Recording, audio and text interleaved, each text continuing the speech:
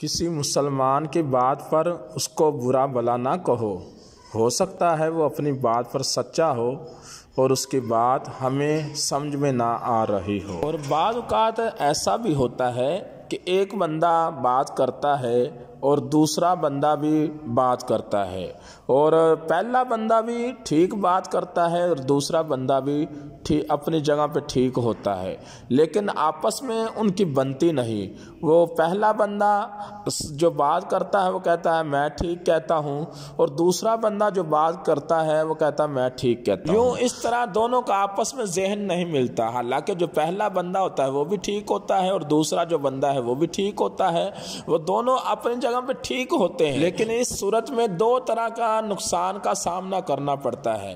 पहली बात तो ये है कि उन दोनों का आपस में ज़हन जो नहीं मिलने पर बाद औक़ात बहुत ज़्यादा नुकसानात हो जाता है। और दूसरा नुकसान ये है कि जो और बंदे होते हैं वो देखते हैं कि आपस में एक बंदा कुछ कहता है और दूसरा बंदा कुछ कहता है, और जो और बंदे होते हैं उनकी समझ में नहीं आ रहा होता, वो या तो पहले बंदे को गलत कह देते हैं या दूसरे बंदे को गलत कह देते हैं, हालांकि वो दोनों हक पर होते हैं और ठीक होते हैं। और इस मसले को